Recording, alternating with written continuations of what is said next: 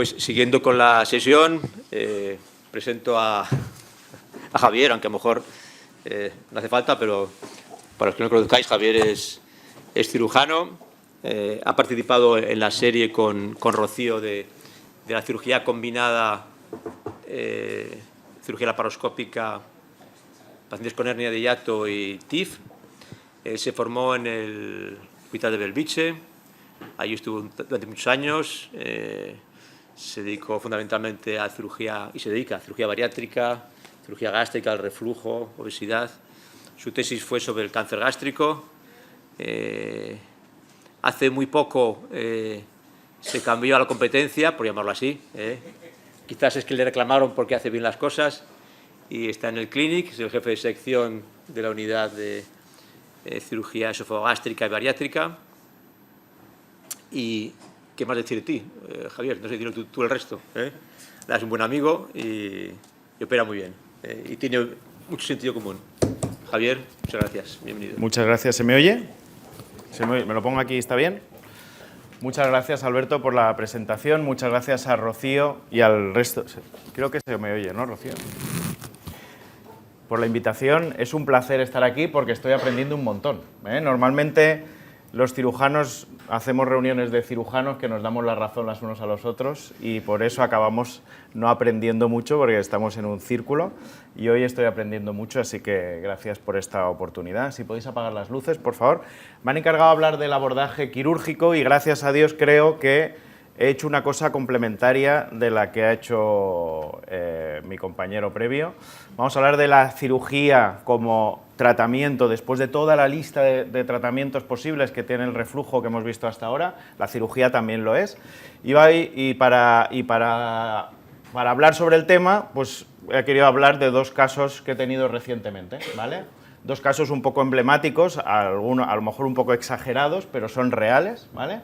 Pero que tal vez nos sirvan para guiarnos un poquito en cómo se puede tratar quirúrgicamente un reflujo, ¿no? El primer caso es una pirosis retroesternal con regurgitación en un paciente y el segundo caso es un paciente con una obesidad grado 4, un IMC de 53, que de hecho vino a mi consulta por obesidad y que además explicaba un reflujo gastroesofágico, ¿vale? El primer caso es un hombre de 53 años sin antecedentes de interés, que vino a consulta por una clínica clara de reflujo gastroesofágico, con regurgitación de comida postprandial, de predominio en decúbito, que a pesar del IBP mejoraba, pero no trataba completamente, sobre todo la regurgitación, evidentemente. En la gastroscopia había una esofagitis grado B, un esófago de Barrett, C2M3, ¿vale? Y en las biopsias confirmaban la metaplasia sin displasia, ¿vale? La manometría hablaba de un esfínter esofágico inferior hipotensivo con una motilidad esofágica normal y la pHmetría confirmaba el reflujo, sobre todo en bipedestación con un demister de 27. Sabemos que normal es hasta 14, o sea, es un reflujo patológico. ¿Qué le proponemos a este paciente? Hugo, ¿qué le propones a este paciente?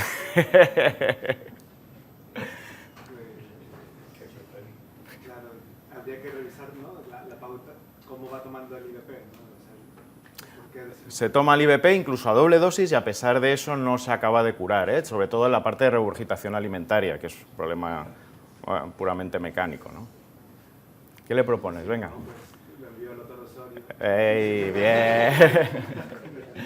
Claro, en la consulta, cuando tú valoras con el paciente pros y contras de la cirugía, como decían mis compañeros cirujanos, no siempre es fácil el manejo de las expectativas, porque no es siempre el paciente acaba a largo plazo satisfecho. Hay que valorar los pros, que es control de los síntomas y del reflujo, minimizar el riesgo de la progresión a displasia, que es algo que puede preocupar al paciente, y minimizar los riesgos de los IBPs, que como dice el compañero es una cosa que la gente ya viene reclamando últimamente a la consulta, ¿vale? Han leído que el IBP puede ser peligroso, pero también hay que explicar bien los contras, que pueden ser riesgos a corto y a largo plazo, ¿vale? Que es algo muy importante a la hora de hacer el consentimiento informado.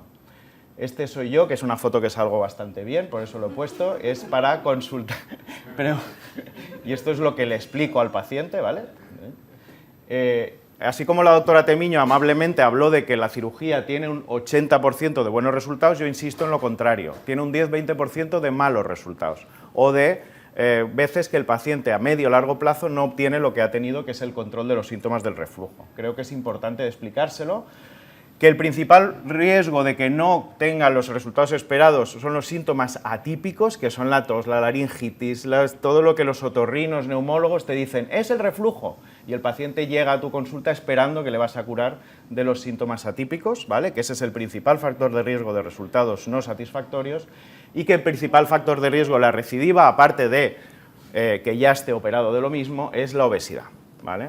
En este caso, nuestro paciente, recordar, no es obeso, o no tiene obesidad, sus síntomas son típicos, con lo cual en principio sí que tiene un porcentaje de éxito pues, que no es del 100%, hay que insistir en ello, pero no tiene por qué ir especialmente mal, ¿no?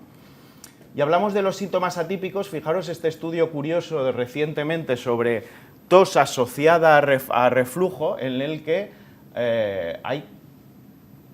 hay un porcentaje muy importante, fijaros, de los 60 pacientes que consultaron por tos crónica, casi la mitad no respondieron bien a la cirugía antirreflujo. Esto es un toque de atención importante, sobre la expectativa de los pacientes, sobre todo en síntomas atípicos, en los que muchas veces la contribución del reflujo puede ser importante, pero no única, suele ser multifactorial, ¿vale? Y en este estudio reciente también, en el que se intenta con inteligencia artificial predecir qué pacientes van a ir bien y quiénes no tanto a la cirugía, fijaros que utilizando armas de inteligencia artificial y metiendo todos los criterios preoperatorios, ni siquiera la inteligencia artificial llega a hacer una predicción realista de cuál va a ser el resultado tras la cirugía. Por tanto, todo esto es algo que hay que explicar, yo creo, al paciente antes de la cirugía.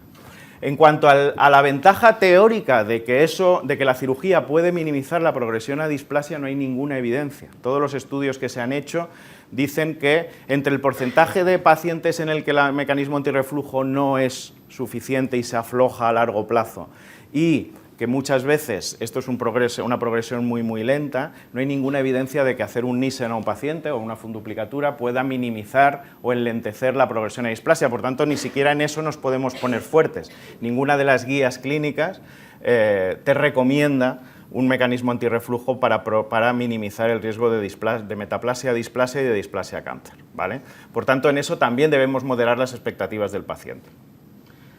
Y en cuanto al miedo que tiene el paciente a seguir tomando IVPs, sí que es verdad que hay muchas señales de alarma, pues sabéis mucho más que yo sobre esto los digestólogos, ¿no? De problemas pues a nivel óseo, a nivel neurológico, pero son estudios pues a veces incongruentes entre sí, no es una evidencia muy aplastante, pero sí que es verdad que deben hacernos pensar que sí que es verdad que intentar minimizar el uso de IVPs sistemáticos, sobre todo a alta dosis y sobre todo a largo plazo, sí que es sensato, con lo cual en eso el paciente puede tener razón, ¿vale? En cuanto a las contras de la funduplicatura, esta es una serie última, la última personal en concreto, hay series mucho más largas, pero también referirte a tus propios datos también te ayuda a informar al paciente. Es una cirugía bastante segura, con unas complicaciones a 90 días del 8%, complicaciones graves del 2,5%, cero mortalidad, evidentemente es cero porque es una N pequeña, cuanto más grande es la N acaba apareciendo una víctima mortal, como en esta serie mucho más grande en el que sí que aparecen muertes, pero en cualquier caso son muy, muy, muy anecdóticas, O sea, eso es una cirugía hoy en día, gracias a la estandarización de la técnica laparoscópica, muy segura, ¿vale? Y en cuanto a riesgos a largo plazo, también me gusta insistir en que también hay complicaciones a largo plazo. La mayoría de síntomas de disfagia, bloating o flatulencia, que son síntomas de nueva aparición causadas por la cirugía, pueden mejorar con el tiempo, pero en algunos casos pueden llegar a ser molestos para el paciente y eso también hay que avisar. ¿Cuál es la alternativa? Pues como comentábamos, el LINX, que es una alternativa que sí que está en boga últimamente, sobre todo desde que lo compró Johnson, pero las series que hay son pocas, son incongruentes, dan resultados de seguridad buenos, pero también es verdad que hay algunos casos de decúbito en el esófago y a mí personalmente es una técnica que me da más reparo que seguridad. Por tanto, en el caso de nuestro paciente en concreto, del caso 1, pues parece que después de toda esta explicación, el paciente se decidió por una cirugía, ¿vale? En este caso hicimos una cirugía que es verdad que es un Nissen, que es la técnica estándar, un Nissen muy floppy, muy holgado, pero es verdad que el tupet podría ser una de las opciones, ¿vale? Pero en cualquier caso esa fue la cirugía que se le propuso. Es verdad que muchas veces hay que seccionar los vasos cortos, es verdad que aunque preserves el nervio vago, eso puede aumentar el riesgo de bloating y parece que el CETIF en eso podría minimizar estos efectos secundarios, ¿eh? Curiosamente me ha hecho gracia que tú, Alberto, reparases esa perforación esofágica con un Nissen, porque ahora que hablábamos de historia, Nissen inventó el Nissen para tratar perforaciones de esófago, no para tratar reflujo. O sea, él, cuando venían Borjaves, antes de inventarse los IVPs, reparaba el agujero del esófago y lo protegía con una bufanda, para proteger esa sutura que acababa de hacer. Luego descubrió que eso le servía para tratar el reflujo, pero fue un descubrimiento un poco secundario como la Viagra, que se inventó para otra cosa y acabó funcionando para lo que no se creía, ¿vale? Vamos al segundo caso. Viene a la consulta un señor, ¿vale? Un varón de 59 años que viene, de hecho, para operarse de obesidad mórbida. Es un paciente con un IMC de 56,4, que tiene una apnea del sueño, un trastorno ansioso-depresivo y un asma bronquial, y que explica además clínica habitual de reflujo, ¿vale? Y la placa nos enseña esta pequeñita hernia y tal, ¿vale? ¿Qué exploraciones complementarias le haríamos? Rocío, venga. Una gastroscopia, sin duda. Exacto. De hecho, esta gastroscopia no se le pidió por su reflujo, se le pidió por el estudio preoperatorio de la obesidad, curiosamente, porque el paciente consultaba por eso, ¿no? Este estudio nos habla de que este paciente tiene una hernia de hiato gigante, sin lesiones mucosas, que tiene un Barrett y que sobre ese Barrett encontramos una lesión muy pequeñita, que es un adenocarcinoma de tipo tubular con área necrótica inflamativa intramucoso, ¿vale? O sea, es un Barrett evolucionado, que por pura chamba hemos encontrado un adenocarcinoma muy precoz en el estudio preoperatorio de la obesidad. ¿Qué le hacemos? Este es fácil, le pedimos a Hugo que nos haga una econdoscopia, que dice que es un CT1A, ¿vale? Que encuentra también una adenopatía que la punciona y que es negativa para malignidad, ¿vale? Por tanto es un N0, ¿de acuerdo? Y entonces pedimos a los compañeros si pueden hacer una resección submucosa, ¿vale? Le hacen una resección submucosa de esta lesión polipoidea, que es un adenocarcinoma, y la reseca completamente, ¿vale? Con márgenes libres, se presenta en el comité oncológico, se decide seguimiento, se hace ablación del Barrett, ¿vale? Y entonces nos encontramos al mismo paciente que nos hemos encontrado antes de hacer el estudio. Nos encontramos un paciente con obesidad grado 4, que sigue teniendo reflujo, que sí parece que le hemos curado el adenocarcinoma muy precoz, pero todavía tenemos una obesidad y un Barrett para tratar, ¿no? Como decía muy bien nuestro compañero, aquí lo que hay que hacer es un bypass gástrico, ¿vale? Tenemos que tratar la obesidad y tenemos que tratar el reflujo a la vez, pero el bypass gástrico es una muy buena técnica en obesidad grado 2, grado 3, en pacientes con tanta obesidad muchas veces no es fácil subir el ASA, ¿verdad? Suele tirar más. Nosotros personalmente hacemos más técnicas hipoabsortivas en obesidad grado 4, grado 5, ¿vale? Como el cruce duodenal. Y entonces, por tanto, teníamos que valorar pros y contras. También aquí el pro de un bypass es el control ponderal, control de los síntomas de reflujo y minimizar la recidiva tumoral. Aquí sí que ya es un poquito más insistente, pero también tenemos que valorar los riesgos a corto. Los riesgos a corto es un paciente con mucha obesidad que le vamos a hacer un bypass, ¿vale? Y también riesgos a largo, ¿vale? Riesgos... Beneficios de un bypass. Sabemos que la cirugía bariátrica hoy en día es la única técnica coste efectiva para tratar la obesidad mórbida, sobre todo por encima de 40 de IMC, ¿vale? Esto está demostradísimo en muchos randomizados, pero este estudio es muy bonito porque es un estudio que se hizo después del COVID, que es un estudio poblacional francés, en el que aquí tenemos la rama, son pacientes macheados, 15.000 pacientes sometidos a una cirugía, macheados con pacientes que no fueron operados de las mismas características. Este es el control del peso de los pacientes no quirúrgicos, el control del peso de los pacientes quirúrgicos. Vemos que es claramente diferente, evidentemente, pero lo interesante es la supervivencia. Esta es la mortalidad acumulada con los años, a 10 años, en el que el grupo no quirúrgico tiene una mortalidad acumulada muy superior del grupo quirúrgico, y esto es a expensas de aparición de cáncer, de eventos cardiovasculares y de muerte por otras causas, ¿vale? Y en este estudio en concreto también por COVID, porque la mortalidad por COVID también fue mucho mayor. Esto no ha cambiado, este es un estudio poblacional americano de las mismas características, en el que el grupo control no es un tratamiento solo dietético, sino con análogos del GLP-1. O sea que a pesar, en la población, debido a la no siempre tanta utilidad de los análogos del GLP-1, al abandono del tratamiento y demás, esto no ha tenido un impacto poblacional en la supervivencia. Por tanto, la cirugía ofrece no solo un control ponderal, sino un control de las comorbilidades, en este caso de la apnea del sueño de este paciente, y también una mejor expectativa de vida y de calidad de vida, ¿vale? Pero no todas las cirugías son iguales, os he dicho que están las restrictivas, las mixtas como el bypass y las derivativas como el cruce. En este paciente, por peso, yo le indicaría una técnica hipoabsortiva, pero por reflujo claramente necesitaría un bypass, ¿vale? Lo ideal sería llegar a bajar el peso antes de la cirugía, y para esto ya veremos lo que hacemos, ¿vale? Pero en cualquier caso, en estas series el control de las... Este es un mini metaanálisis cutre hecho por mí, el control de los reflujos del bypass es excelente, fijaros que es más del 90%, ¿vale?, de los síntomas. Y en cuanto a los contras, los riesgos de la cirugía bariátrica hoy son muy bajitos, ¿vale?, con complicaciones serias en torno al 5% y mortalidades por debajo del 0,1%, ¿vale? Y a largo plazo sí que existen algunos riesgos que tenemos que explicar, como el riesgo de hernia interna, de dumping por culpa de la anastomosis gastroentérica y de úlcera de anastomosis, que la conocéis muy bien. Son complicaciones muy raras, pero cuando aparecen pueden ser muy pesadas de tratar y por tanto hay que avisar al paciente antes de plantear el bypass.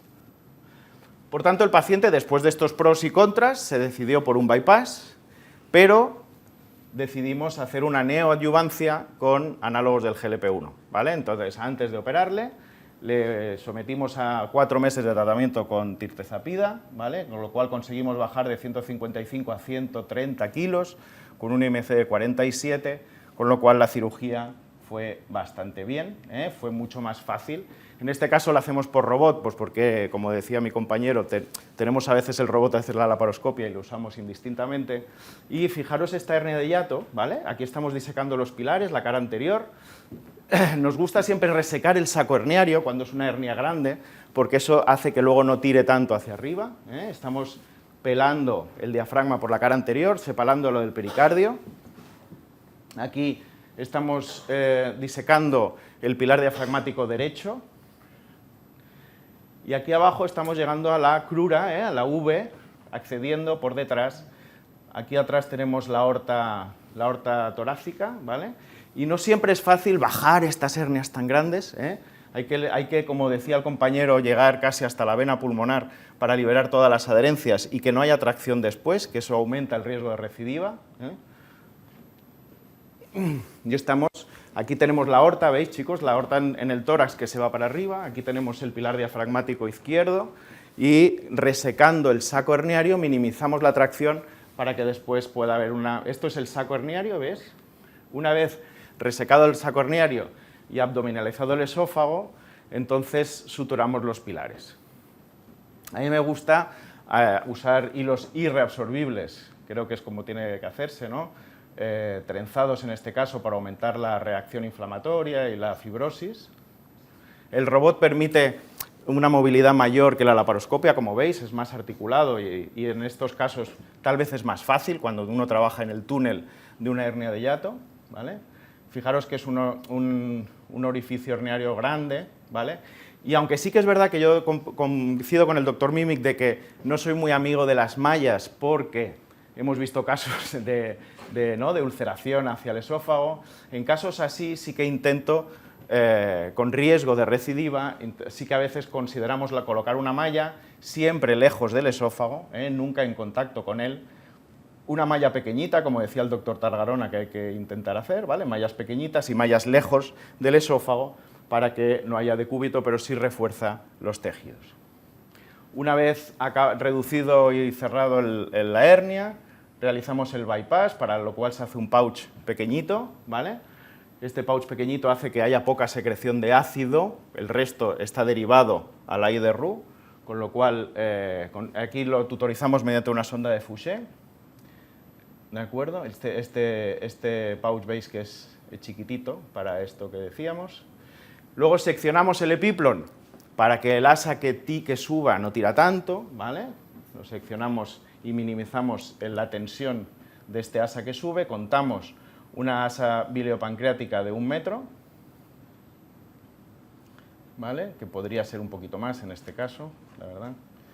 Y luego hacemos una anastomosis entre el yeyuno y el asa, que tiene que ser de unos 3 centímetros no más, ¿eh? Primero para tener una restricción y luego para minimizar el dumping, porque si el vaciado es demasiado rápido podemos tener hipoglicemias y dumpings. Es una anastomosis semimecánica, en la que primero hacemos la anastomosis mecánica con la endograpadora y luego cerramos la brecha. Y luego hacemos el pie de asa en Iderro. Como decía, el riesgo de estas hernias tan grandes es la recidiva. Por eso es importante hacer una buena tracción, abdominalizar bien, porque si no, esto puede migrar hacia el tórax otra vez, y muchas veces que migre el pouch entero puede hacer que se obstruya y de ahí tenga complicaciones, ¿vale? Una vez acabada esta anastomosis, ya haremos el pie de asa, y siempre lo comprobamos con azul de metileno. Voy a avanzar un poquito, que si no... A ver si consigo... Aquí.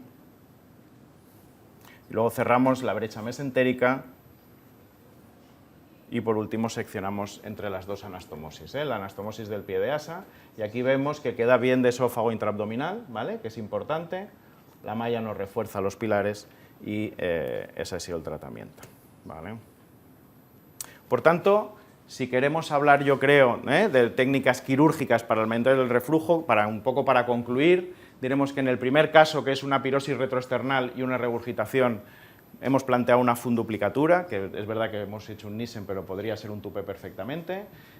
Tenemos un 80-90% de eficacia, sobre todo para síntomas típicos, para hombres y para normopeso, ¿vale?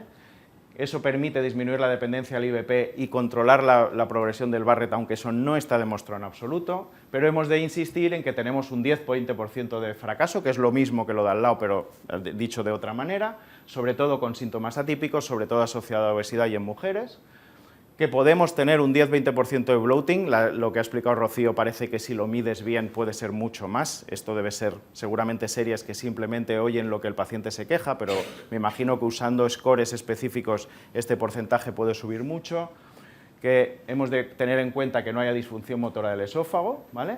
Y en el caso 2, o sea, reflujo asociado a obesidad, el bypass mejora el control ponderal, las comorbilidades, la supervivencia, la calidad de vida, tiene una eficacia superior al Nissen o a la funduplicatura de más del 90%, pero también tenemos un 10% de fracaso, sobre todo en IMCs muy altos, por encima de 50, y puede presentarse con dumping, hipoglicemia, hernias internas y ulcus anastomosis, ¿vale?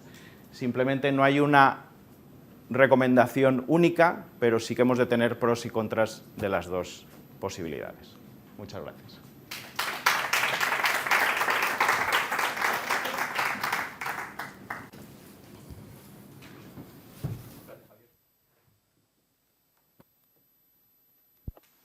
¿Alguna pregunta? Adelante. Bueno, voy a proponer al doctor Osorio que si lo invitan a dar esta charla, más allá del Penedés no vaya. Porque le mete tanto miedo a los cirujanos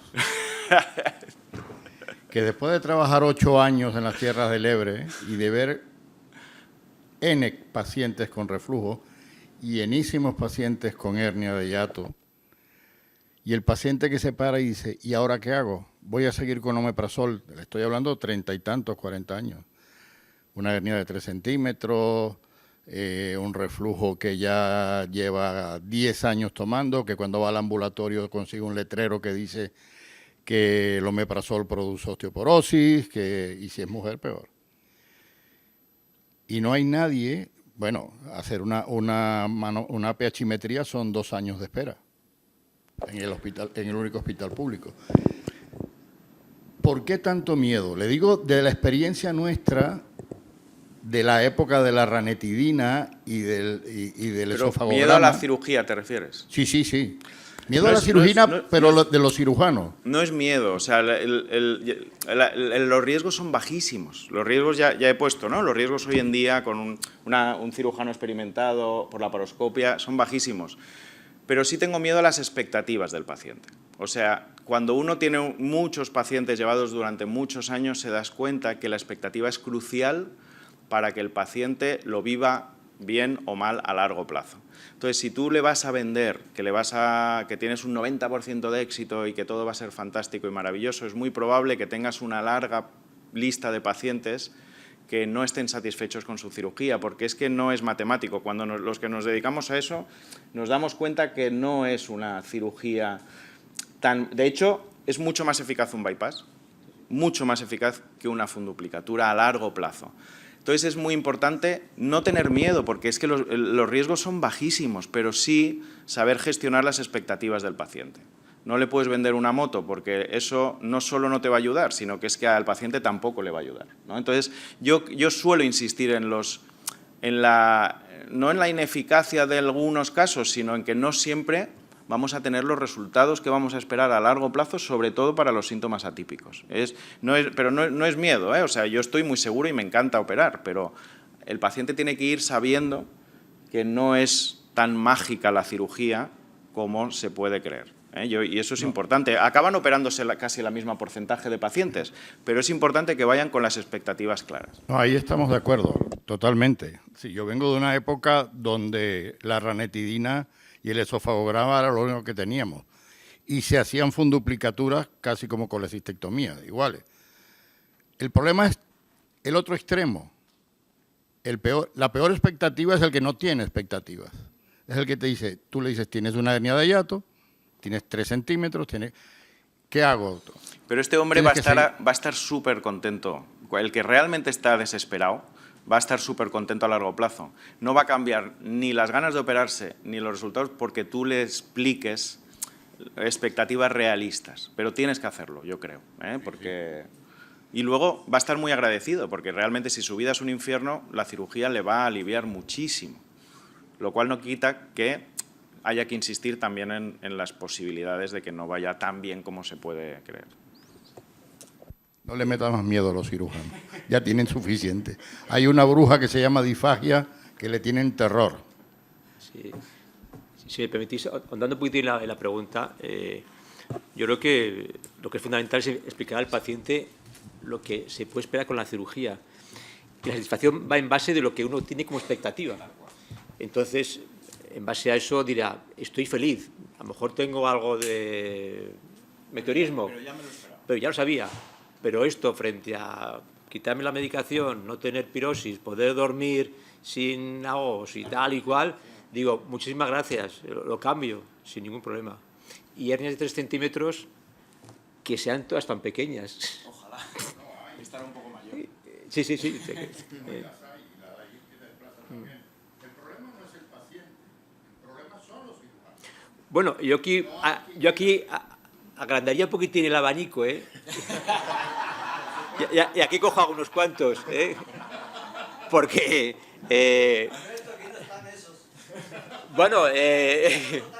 bueno, también es cierto, pero... Sí, pero bueno, muchas veces los digestólogos han sido de forma recurrente los máximos enemigos de la cirugía. Quizás porque a lo mejor no son conscientes de que la mayoría va muy bien. Pero bueno. Creo que hay ahora una pérdida de confianza de quien no ha hecho una publicatura de hace 20 años en volver a hacerlo. No te atreves. Siguiente pregunta, por favor. Yo soy Mercè Bareny, soy digestóloga. No, una pregunta bastante concreta. Gracias por la información. Me ha parecido estupenda la charla, la honradez, ¿no?, de explicar los pros, los contras, y bueno, me ha parecido muy noble y es lo que tenemos que explicar todos, la balanza, el fiel dónde está. Me ha parecido estupendo la honestidad de los problemas quirúrgicos, ¿no?, también, las consecuencias. La pregunta concreta es, en el dumping post-bypass, bueno, en una paciente concreta, ¿no? Lo típico, a propósito de mi caso, ¿no? Una señora con mucho reflujo y con una obesidad, ¿no? Una IMC de 40 o así. Se le hizo un bypass con muy buen resultado, el reflujo bien resuelto y ahora tiene un dumping. ¿Qué soluciones tenemos para este dumping? ¿Las mismas de cuando tenían un dumping el Billroth? ¿Alguna sugerencia nueva? Pues la verdad que es una pregunta interesantísima y Hugo Uchima sube para aquí. Hugo. Ayúdame, dumping. Tenemos la suerte de tener aquí a Hugo Uchima, ¿vale? Que de hecho hoy en día, si me permites, introduzco, hasta que yo derivo al paciente a Hugo, voy a explicar mi parte y luego se lo paso. Yo a este paciente me llega a la consulta con un dumping, lo hablo con los endocrinos, se intenta tratar médicamente, ¿vale? Se intenta explicar sobre todo a nivel de dieta, que evite las comidas con azúcar, pititim. A pesar de eso, recidiva. He visto que incluso le ponen análogos de GLP-1 últimamente, incluso que le ponen derivados de la somatostatina. Si a pesar de este tratamiento médico no funciona, le hago una interconsulta a Hugo Uchima. Bueno, lo que hacemos junto con Antonio, de hecho, es evaluar la anastomosis, ¿no? Es el diámetro de la anastomosis y la forma en la que vemos cuánto de reservorio tiene y la apertura que tiene, que cuando habitualmente supera los 2 centímetros y cae, ¿no? Bajamos con el endoscopio por el esófago e inmediatamente entramos en una pequeña cavidad casi rectificada y caemos en la boca anastomótica grande, que se continúa ya con el asayo ayunar. Entonces, esto pues es algo que se puede tratar, que hay varias formas, ¿no? Actualmente, si tenemos sutura, lo que hacemos es combinar la ablación con argón con la sutura. Entonces, lo que se ha visto en estudios es que cuando tú denudas la mucosa, cuando la rompes, hay más pegamento que cuando tú pones unos puntos de sutura en la mucosa e intentas pegar el epitelio, que el epitelio no va a pegar. Entonces, hay que combinar una terapia ablativa o denudativa de la mucosa y luego ayudarle con un sistema, que puede ser bien un sistema de sutura, o algunos están ahora probando el Ovesco más que todo para la reganancia que para el dumping, pero el concepto es el mismo, sería utilizar un clip importante para reducir el tamaño de la anastomosis. Y hay quien incluso, pero eso es más difícil, postula, y no, yo creo que no hay evidencia a favor, pero es una buena idea, de incluso, dependiendo para dónde vaya el asayo ayunal, pues hacer el nudo para ese lado para retrasar aún más el vaciamiento, ¿no? Porque al final la idea es retrasar un poco ese vaciamiento directo hacia el yeyuno. Eso es lo que actualmente, la verdad es que probablemente Antonio tenga más experiencia, nuestra experiencia es limitada. Por suerte, yo creo que van tan bien que hay muy pocos dumping en general, pero los que van, hay muchos estudios, la verdad, de endoscopistas que muestran buenos resultados con scores clínicos del dumping. Lo que nos falta, y eso yo creo que es algo que hay que evaluar, es el controlar, sobre todo los que hacen hipoglicemias, medir la glicemia pre-reparación anastomótica y post. Esto es un dato que aún nos falta en estudios.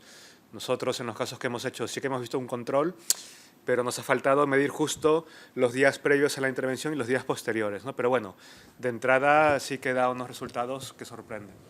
Y si eso también fallase, la verdad es que nosotros, yo controlo 5 casos en el clínico tratados mediante esta técnica que están yendo bien, pero también puede ser que a largo plazo acabe recidivando. A largo plazo, si recidiva, entonces ya lo que nos queda es la solución quirúrgica, que es deshacer el Nissen, manteniendo algún tipo de restricción, ¿vale? Entonces lo que solemos hacer es una anastomosis gastrogástrica y convertir el bypass en un Nissen. Convertir el bypass en un sleeve, en una manga gástrica. Con esto consigues que el bolo pase por el píloro, pase al duodeno, con lo cual reviertes el mecanismo de la hipoglicemia y el dumping. Por añadir información, en esta línea también desde el punto de vista técnico, hace ya años salieron artículos haciendo referencia a que las suturas del reservorio gástrico con el intestino, si eran circulares mecánicas, conseguían que la capacidad de distensión de la anastomosis fuera menor. Y muchos, así lo hemos hecho siempre, y también, otros también lo hacemos ahora mismo, es sutura manual justo tutorizada por una sonda. Que esto, en principio, puedes pensar que frente a una sutura lineal, que aunque sea de 3 centímetros, a lo mejor tiene menos riesgo de que bueno, la boca sea mucho más un sumidero abierto, más que un efecto restrictivo, ¿no? Pero bueno, son todo a veces... Pues gracias, me habéis dado muchas soluciones que no sabía.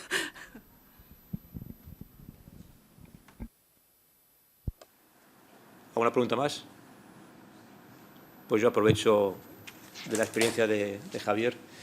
Ligando un poquitín con la sesión de esta mañana y las pruebas funcionales que tú me dijiste, Alberto, ven que te van a gustar mucho. No, he cambiado toda la consulta, no te preocupes. Dos preguntas. Una, en relación con las pruebas preparatorias, ¿estas influyen en tu decisión respecto a hacer un tipo de funduplicatura? En un paciente. Sí. O sea, hoy en día creo que es obligatorio hacer pHimetría y manometría, ¿no? Y si la manometría tiene una propulsividad ineficaz del esófago, evidentemente creo que por muy holgado que hagas el Nissen no se debería hacer el Nissen, ¿eh? Creo que una funduplicatura parcial bien es verdad que muchas veces un trastorno leve de la... Bueno, vosotros lo sabéis más, de la propulsión esofágica es consecuencia del reflujo. Pero si hubiese una sospecha de un trastorno esofágico real, ¿no? que es de incompetencia de propulsión, en esos casos nunca haríamos una funduplicatura total, ¿no? De 360 grados.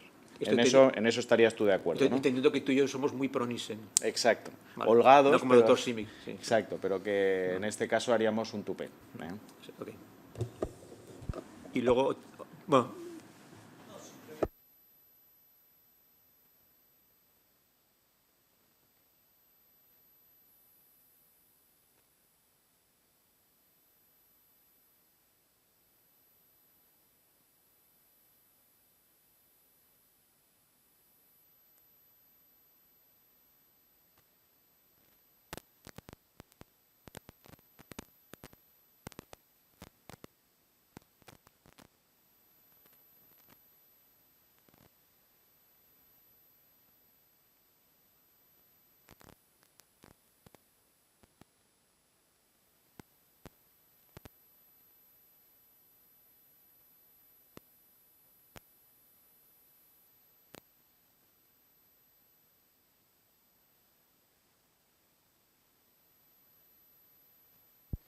Pero sí hay que tener la individualidad del paciente.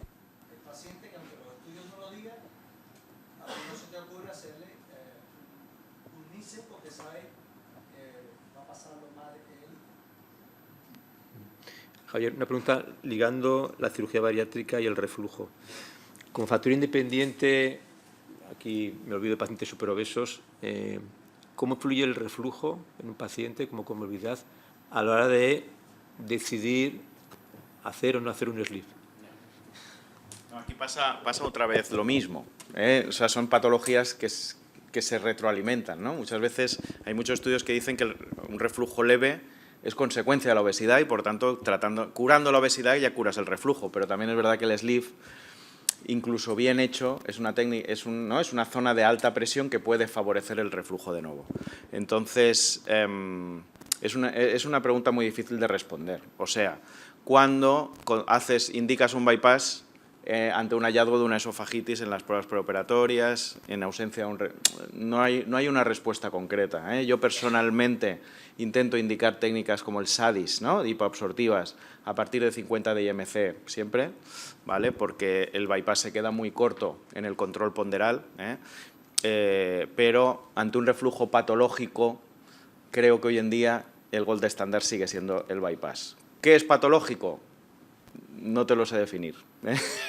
Lo tenemos que discutir en comité.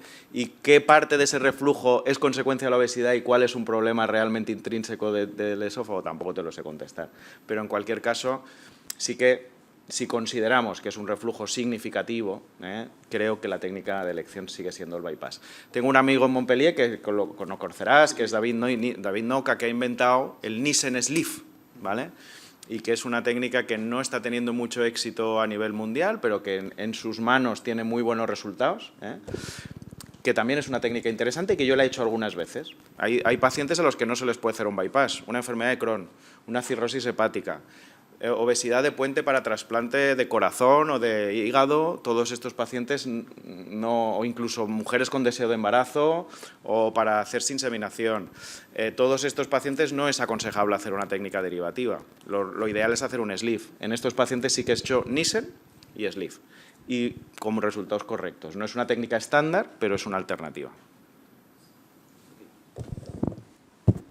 ¿Preguntas por ahí?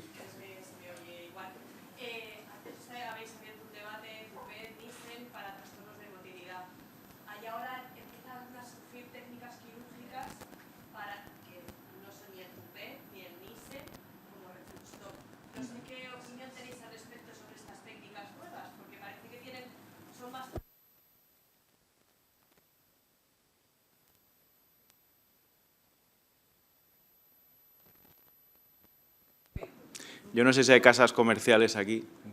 Que levante la mano. ¿No? ¿No?